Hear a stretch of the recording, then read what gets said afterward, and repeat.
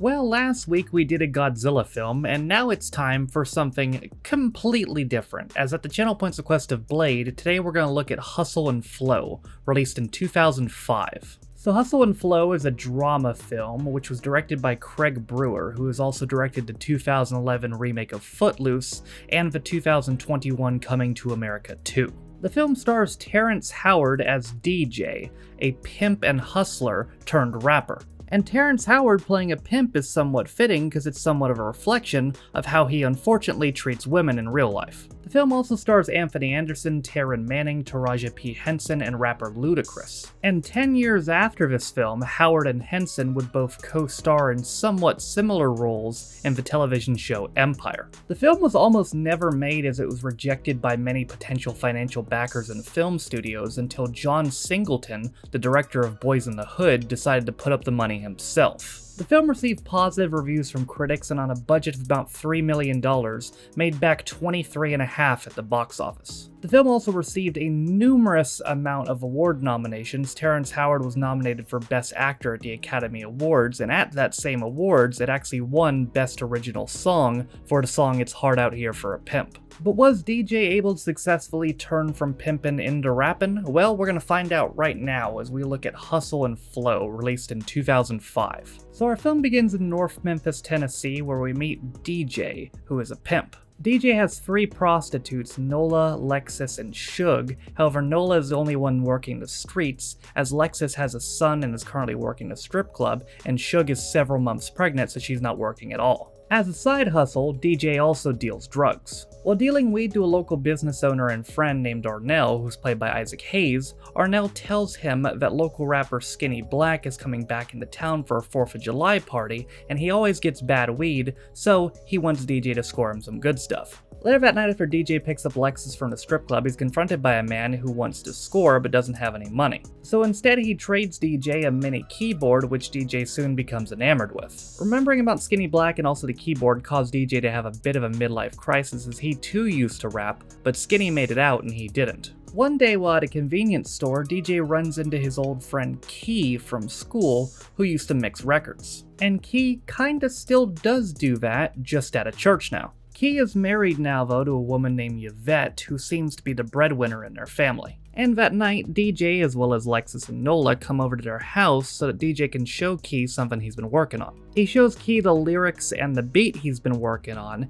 and Key decides to help him make it better. They begin to set up a makeshift recording studio, and Key starts spending pretty much all his time with DJ, which starts to get on Yvette's nerves. And to move the process along, Key also enlists the help of sound mixer Shelby. They're working on a track, but Key realizes to get radio play, it has to have at least a title or a main hook that is somewhat radio friendly. They settle on the title Whoop That Trick, which ends up becoming DJ's first official song. To celebrate, they go out to a local street party where that night Key professes to DJ that this has to work as he too feels unfulfilled in his life. After DJ and Nola go back to the house, however, they run into Lexus having a rant at Suge over how to parent her kid. Lexus then starts having a big go at DJ, telling him that he'll never amount to nothing and never change anything about himself, and that he's never going to be anything else other than her chauffeur. That sends DJ over the edge, and he throws Lexus as well as her infant son out of the house. And the next day, DJ takes out his frustrations on Key, mocking him for his wife not being supportive. Things calm down a little bit though when Suge buys a lava lamp, which really brings the room together. Key then professes that in order to get a radio hit, they need some sort of hook, and who better to do that than Suge? After some gentle guidance from Shelby and some not so gentle motivation from DJ to sing with feeling, she's able to lay it down. And thus, they end up having their second track, It's Hard Out Here for a Pimp. However, near the end of the recording, Key interrupts DJ, as turns out the mic they're using is not good enough and everything came out kind of distorted. DJ doesn't have the money to buy a new mic, so he decides to orchestrate a trade by pimping out Nola. This severely strains Nola's relationship with DJ as it breaks their previous agreement of her having some say in what she does. They have the new mic, however, and everything calms down the next day as they go to record another song. However, Yvette shows up with sandwiches as she just wants to hang out with her husband, and she sits in on a recording session. They now have enough tracks for a demo tape, and good thing too because it's the 4th of July, so it's just about time for that party.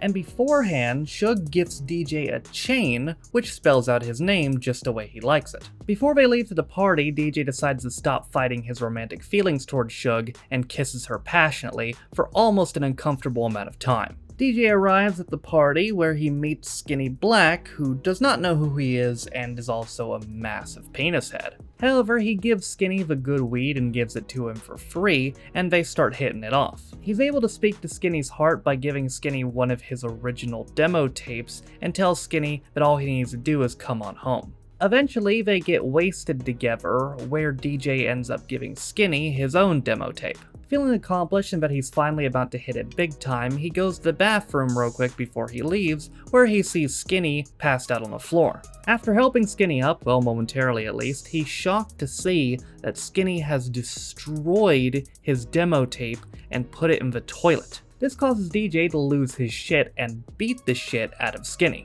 One of Skinny's men comes in and sees this, so DJ shoots him with Skinny's gun. He then holds the dude hostage in order to get out of the bar. He then goes back home where the police as well as Skinny's men are waiting for him. DJ's then arrested and sucker punched by one of Skinny's men, which causes Key to retaliate. Before he leaves, he gives his notepad to Nola and tells her that she's in charge of getting his stuff out there. We fast forward a little bit where DJ is now in prison, having pled guilty to assault and possession of a firearm and sentenced to 11 months. Kevin comes to visit him and shows him that Suge has had her baby and that him and Yvette are helping take care of it. But that's not all, as Nola successfully took being in charge to heart and got DJ's stuff played on the radio. The movie ends with DJ being confronted by two prison officers who heard Whoop That Trick on the radio. They're rappers too, and they give DJ one of their demo tapes to listen to as he walks off with a smile on his face to end the film. Well, I want to start by saying that I thought this film was incredible, and even though I don't think much of him as a human being, I have to say Terrence Howard is a hell of an actor. I think, to be honest though, I was most impressed with Anthony Anderson because this is the first thing I ever saw him in, I believe, that was a completely serious role. Before, everything I'd seen him in had some element of comedy in it, but this did not. But despite that, he showed that he is very much capable of doing serious roles if he needs to.